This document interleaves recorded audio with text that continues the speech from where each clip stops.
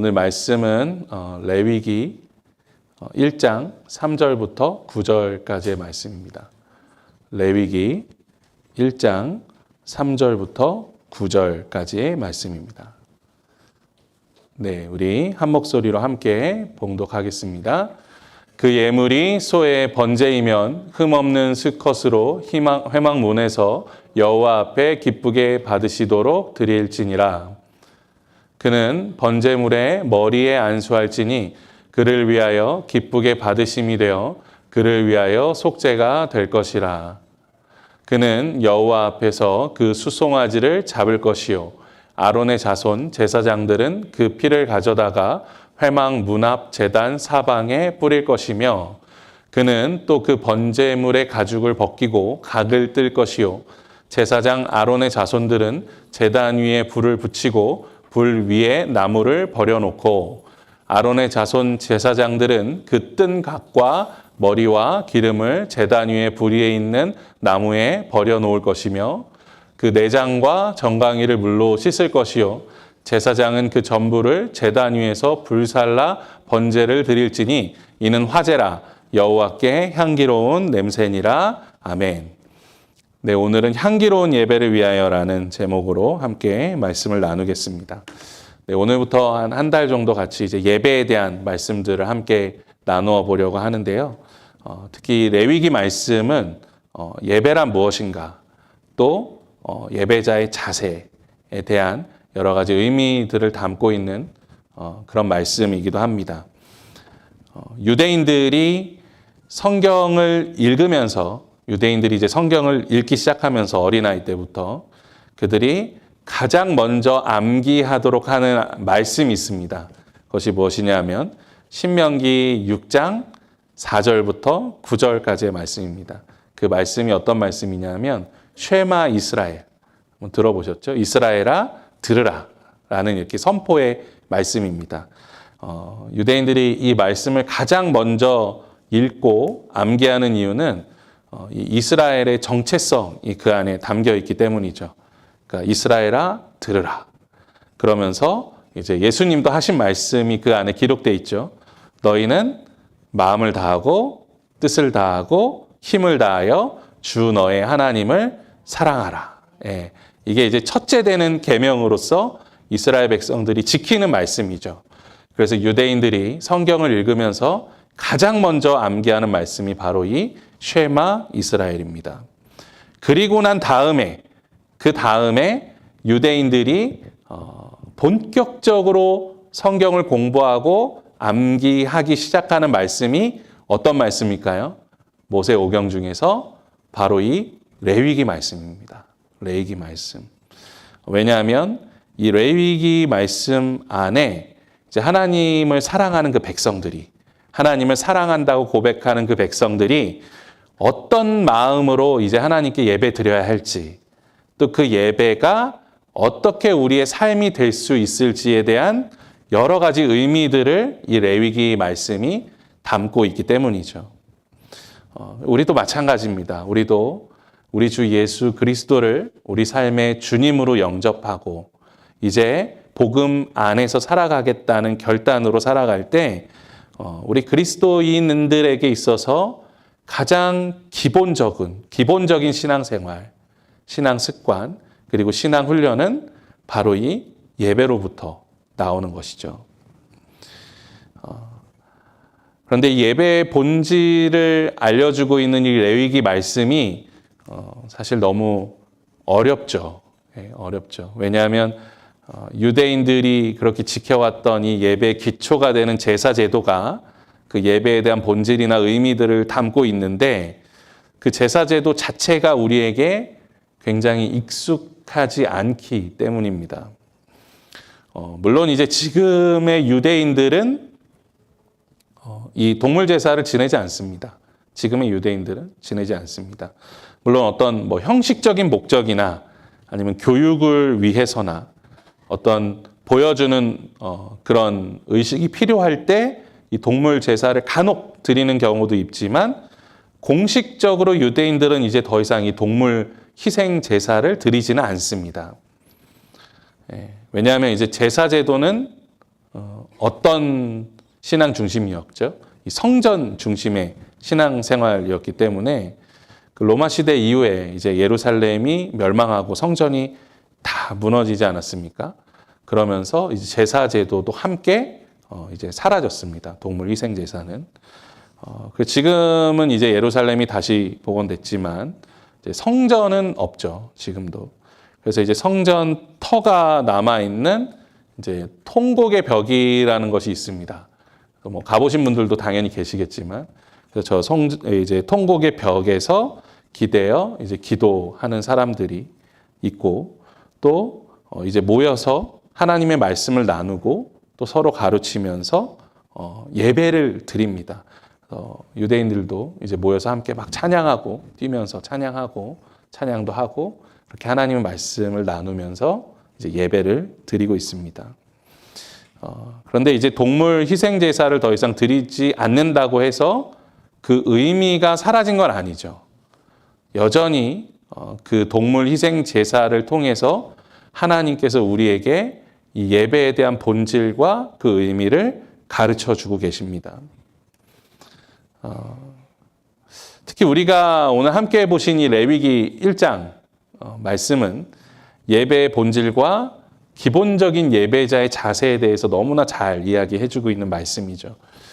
그런데 우리가 참 이해하기 힘든 말씀이 있습니다. 그것이 무엇이냐면 3절에서 제사를 하나님께서 기쁘게 받으신다고 말씀하고 또 9절에서 하나님께서 그 제물의 냄새를 향기롭게 받으신다라고 말씀하는데 우리가 이제 은유적인 표현이겠지라고 생각하지만 사실 레위기는 그렇게 은유적인 표현을 거의 사용하지 않습니다.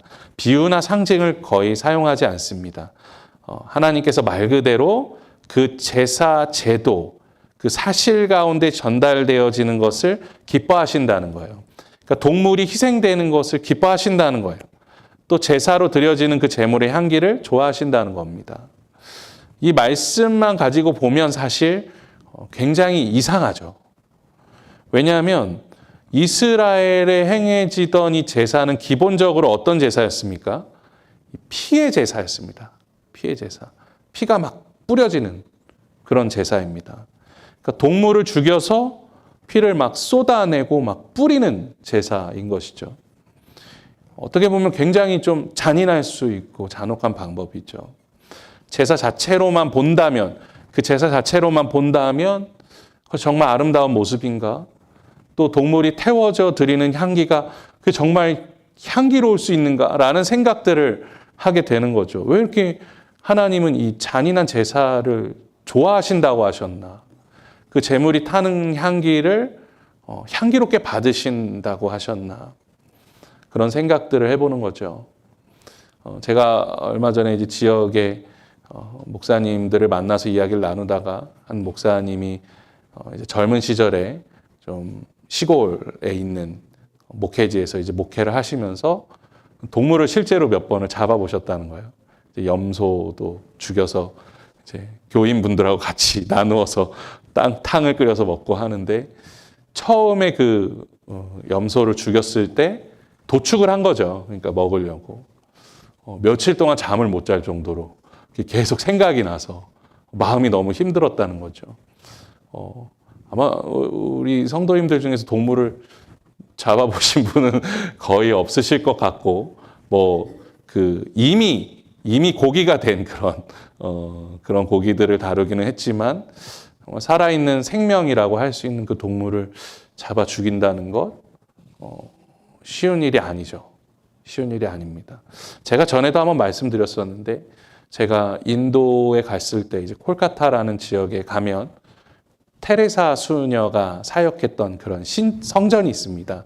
그 성당이 있죠, 성당. 거기를 이제 보러 갔다가 그 바로 옆에 이제 깔리라는 여신을 섬기는 또 신전이 있습니다. 그래서 간 김에 거기도 가보았는데 거기에 제사 제도가 우리가 생각하는 이스라엘의 제사 제도와 비슷한 부분이 있어요. 뭐냐면 이제 사람들이 동물을 다 끌고 옵니다. 그러면 그 깔리 신전에 이제 제사장이죠. 제사장이 이게 깔리 신전인데 제사장이 그 동물들을 이제 목을 자릅니다. 그러면서 그 피를 이제 막 사방에 막 뿌려요. 그리고 그 제물을 갖고 온 사람한테 막 이렇게 붓습니다. 그 이유가 뭐냐면 이 깔리라는 이 여신이 피를 좋아해요. 굉장히 잔인한 시인이라는 거죠. 그래서 막 피를 보면 흥분해서 그 사람의 소원을 들어준다는 거예요. 그거를 믿고 이 사람들이 동물을 가지고 와서 죽여서 피를 막 뿌리는 거죠. 이제 그러니까 이 깔리 여신이 이 사람들의 믿음으로 생각해 보면 소원을 잘 들어주기 위해서는 어떻게 해야 되나요? 피를 더 많이 흘려야 되는 거죠. 그래서 자기 소원이 너무나 잘 이루어지기 원하는 사람들은 큰 동물들을 가지고 오고 돈이 없는 사람들은 작은 동물들을 갖고 와서 이제 그 막 피가 뿌려지는 동안에 그 사람들 나름대로 기도를 합니다. 막 소원을 빌어요. 그런데 이제 그 바닥이 피가 범벅이 돼 있습니다. 범벅이 돼 있어요. 너무너무 잔인합니다. 동물들 울음소리 그리고 막 온몸에 피를 다 묻히고 있는 그 모습들을 보면 너무 끔찍해요. 저도 보고 막 며칠 동안 그게 생각이 나서 힘들었었는데 그런데 물론 이러한 이방 제사와 또 하나님께 드리는 제사 제도를 비교할 수는 없죠. 하지만 이스라엘 제사에서도 비슷한 부분이 있는 건 맞죠. 오늘 이 말씀에 보면 제사를 드릴 때 제가 이거 레위기 한번 강의할 때도 설명을 드렸지만 동물을 죽이고 그 피를 뿌립니다. 동물을 죽이고 막 피를 뿌려요. 그리고 가죽을 벗기고 제물의 머리를 자르고 각을 뜨면서 피를 다 쏟아내고 그것을 불로 태웁니다. 그런데 이런 장면을 하나님께서 기뻐하신다. 또 그 동물이 태워지는 것을 그 향기를 즐겁게 받으신다. 이 말씀을 우리가 이해해야 되잖아요. 이게 어떤 의미가 있는가. 물론 하나님은 결코 잔인한 분이 아니죠. 하나님은 우리를 너무나 사랑하시지만 동물들도 사랑하세요. 하나님은 동물의 생명도 사랑하십니다. 그래서 요나서 4장 11절에 보면 하나님께서 니느웨에 있는 이 백성들을 사랑한다라고 말씀하시면서 또 무엇이라고 말씀하시나요? 그 안에 있는 가축들도 아끼신다고 말씀하세요. 그러니까 동물들도 아끼세요. 하나님께서. 물론 우리가 이제 가축들을 식용으로 사용할 수 있도록 허락하신 거죠. 허락해 주신 거죠. 우리 너무 사랑하시니까.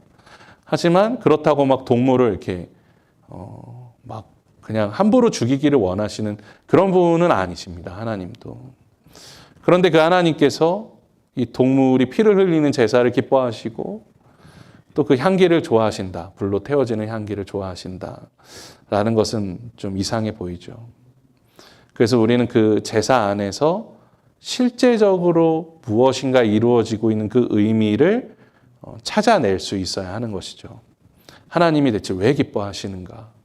그럼 하나님이 맡으시는 그 향기의 의미는 무엇인가? 이거를 생각해 볼 수 있어야 하는 거죠. 그래서 오늘 말씀을 보시면 우리가 가장 먼저 이해해야 될 것이 무엇이냐면 먼저 이제 제사를 드리는 사람이 동물을 다 끌고 와서 어떻게 합니까? 안수를 합니다. 안수를. 그런데 이 안수를 누가 합니까? 제사장이 하는 것이 아니라 자기 자신이 안수를 합니다. 속죄제사의 기본입니다. 왜 안수를 할까요? 그것은 자신의 죄를 이 짐승에게 전가시키는 거죠. 성경에 나오는 안수 기도에는 물론 여러 종류가 있지만 두 가지로 압축해서 이야기해 보면 하나는 죄를 전가시키는 그런 제사 제도 때 쓰이던 안수 기도가 있고 이것은 사람이 이제 동물에게 하는 안수 기도죠. 그리고 이제 축복의 안수 기도가 있죠.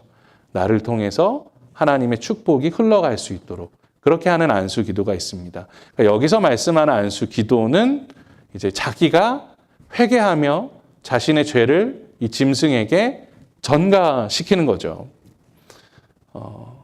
그러면 그 다음에 이 동물을 죽이는데 누가 동물을 죽이나요? 우리가 보통 이제 제사장이 죽인다고 착각하는데 오늘 이 말씀을 자세히 보시면 그 제물을 가져온 사람이 죽입니다.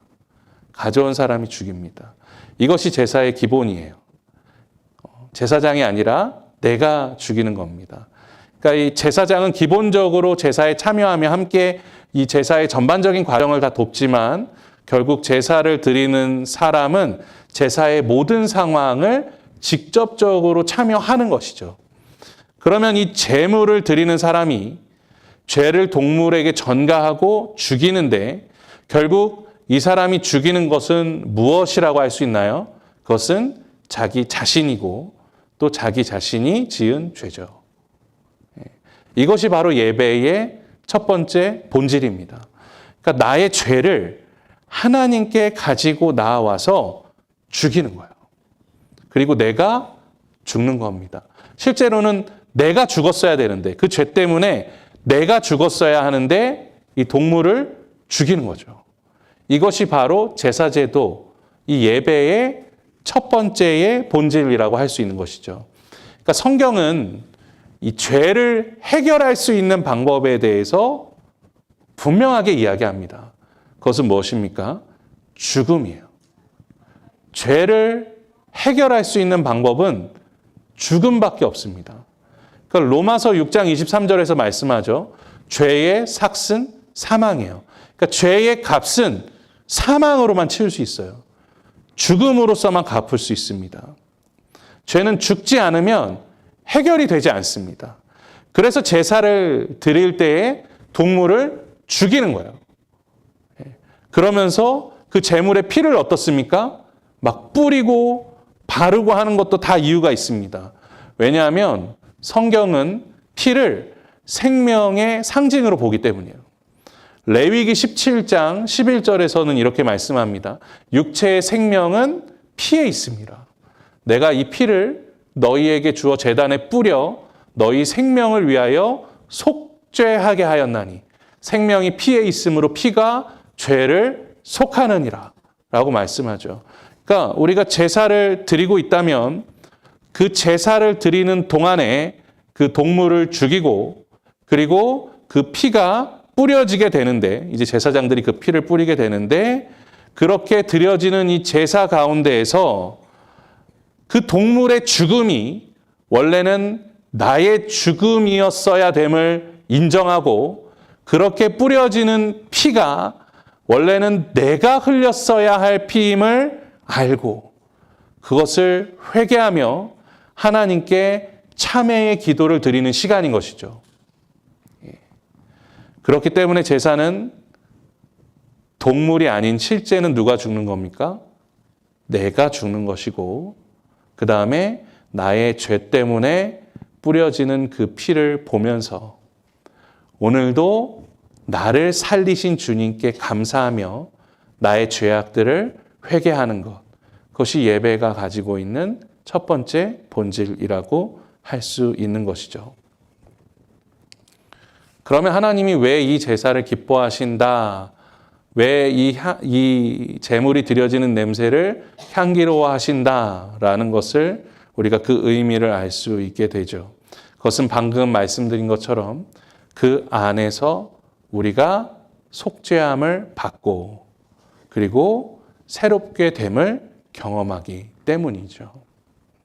이 제사를 통하여 이 예배를 통하여 우리는 죄의 자녀에서 이제는 하나님의 자녀가 되었다는 그러한 정체성을 다시 한번 회복하게 되는 것입니다.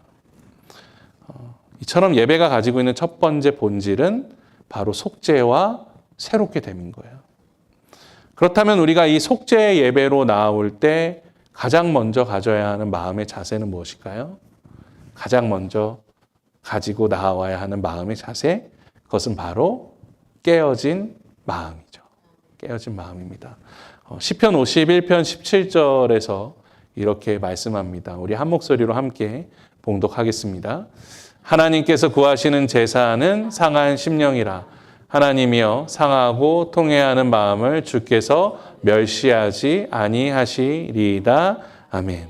하나님이 구하시는 제사, 하나님이 정말 원하시는 제사는 무엇으로부터 시작한다고 말씀합니까? 우리의 깨어진 마음으로부터 시작한다라고 말씀합니다.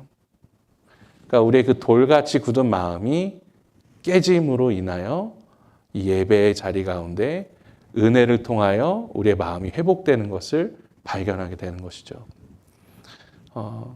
그래서 사실 우리가 매일매일 하나님께 나아가며 순간순간 우리가 짓는 죄악들을 회개하고 우리의 어리석음을 돌이키면서 매 순간마다 그렇게 하나님께 나아갈 수 있다면 그것만큼 감사한 일은 없을 겁니다. 하지만 우리의 연약함과 부족함은 무엇입니까? 영적 예배에 민감하지 않다는 거죠. 그러니까 매 순간순간마다 매일매일마다 우리 삶 속에 드려져야 하는 그 영적 예배, 우리의 마음이 깨어지고 우리의 삶이 하나님께 드려지고 그렇게 은혜 안에서 속죄가 이루어지는 그런 영적 예배의 민감성이 떨어진다는 것이죠. 그 죄를 짓고도 그냥 스스로를 위안시키죠. 그래, 뭐 모든 사람들이 다 죄를 짓는데, 그리고 뭐 누구나 다 죄를 짓고 살아가는데 그냥 나도 괜찮지. 뭐 이런 한두 가지 죄는 다 짓고 살아가는 거지. 그렇게 스스로를 위안시키고 안심시키죠. 그래서 우리에게 예배가 필요합니다. 우리 믿는 성도들이 함께 모여서 우리의 죄악들이 얼마나 심각하고 무서운 결과들을 가져오는지를 다시 한번 깨닫고 하나님의 말씀을 통해서 자기 자신을 다시 한번 들여다보고 깨어진 마음으로 회개하며 하나님께 나아올 수 있는 시간, 우리에게는 그 예배의 시간이 필요한 거죠. 그 예배의 시간이 너무나 중요한 것입니다. 그리고 지금 우리의 예배에는 동물이 희생되는 그러한 실제적인 일들이 없어도 우리는 이 예배를 통하여 속죄함을 받을 수 있게 되었죠. 더 이상 동물의 피 흘림이 아니라 이미 우리를 위하여 스스로 희생 제물이 되신 예수 그리스도 십자가 복음의 능력, 그 보혈의 은혜가 지금 이 자리 가운데 우리와 함께 흘러가고 있기 때문에 우리는 이 예배를 통하여 하나님께 속죄함을 받고 은혜 가운데 새롭게 살아갈 수 있는 힘과 능력을 얻게 되는 것이죠. 그것이 바로 예배의 본질이라고 할 수 있을 것입니다. 그래서 우리는 먼저 하나님을 찬양하죠. 하나님을 찬양하는 고백에는 이런 마음이 담겨 있는 것이죠. 오직 예수님만이 우리의 구원자 되시고 오직 하나님만이 우리의 주인 되심을 선포하는 것이죠. 그 이름을 찬양하며 하나님께 영광 올려드리는 것입니다. 우리를 구원하실 수 있는 이, 우리를 회복시키실 수 있는 이가 오직 주님밖에 없다는 그 신뢰의 고백이 이 찬양을 통해서 이루어지는 것이죠. 그리고 우리는 이 말씀을 통하여 우리의 삶을 쪼개어 제사를 드리는 것입니다.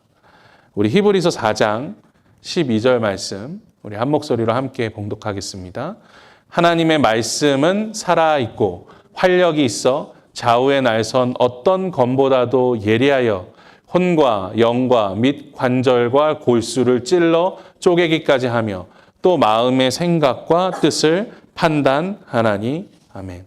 하나님의 말씀이 우리 삶 속에 찾아오면 우리가 그 말씀을 우리 삶에 받아들이면 이러한 영적 제사가 일어나는 것이죠.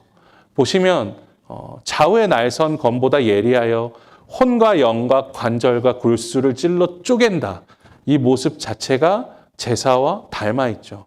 그러니까 하나님의 말씀이 우리의 삶을 쪼개는 거죠. 하나님의 말씀이 우리의 삶을 분해하는 것입니다.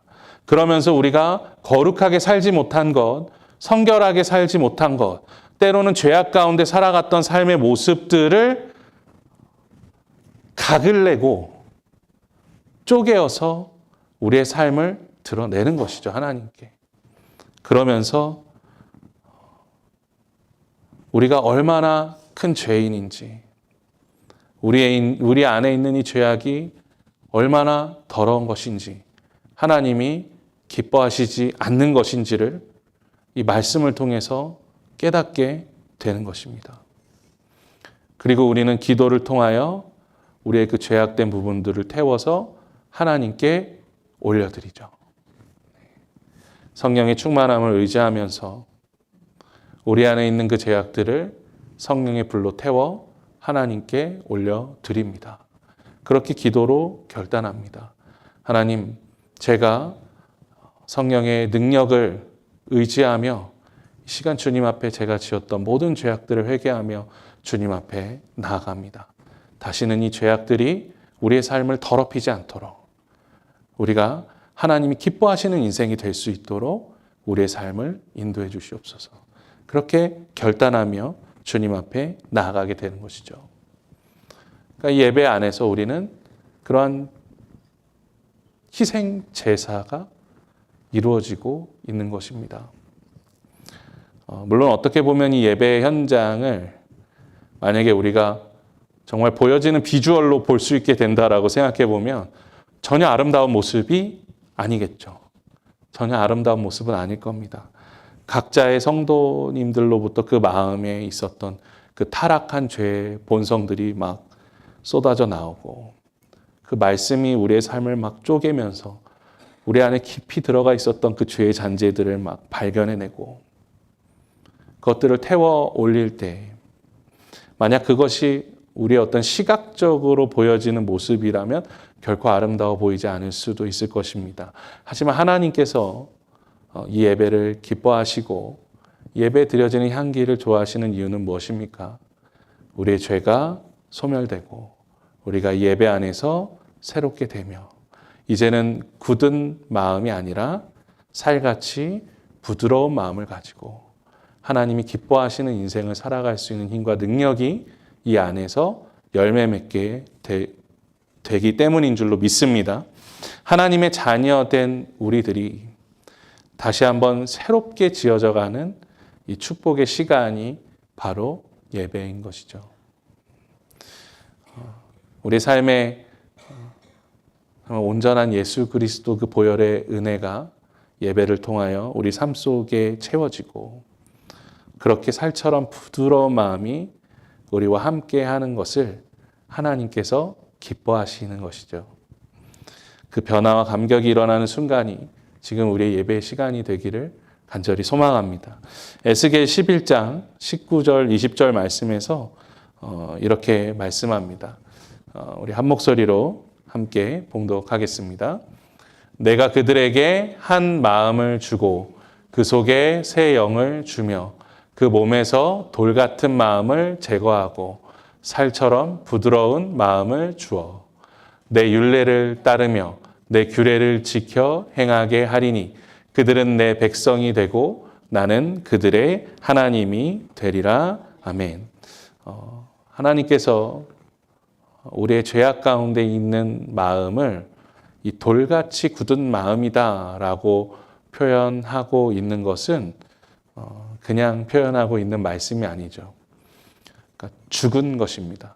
우리 마음이 죄로 인해서 죽은 겁니다. 죽은 시신은 딱딱해지죠. 생명력이 없으면 딱딱해집니다.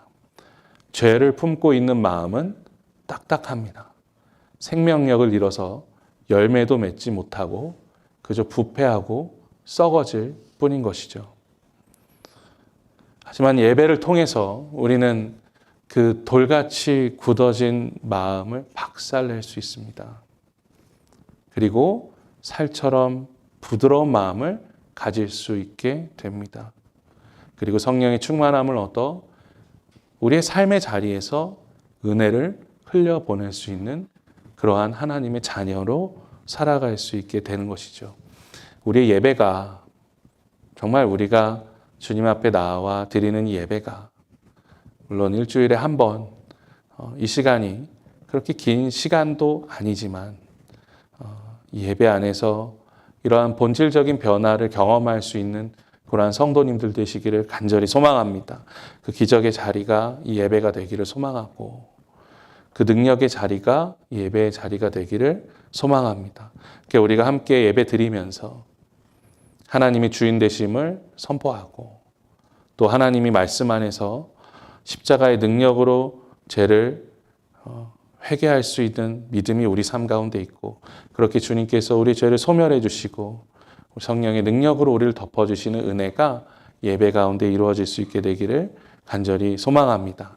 사랑하는 성도님들께서 그 예배를 날마다 사모하며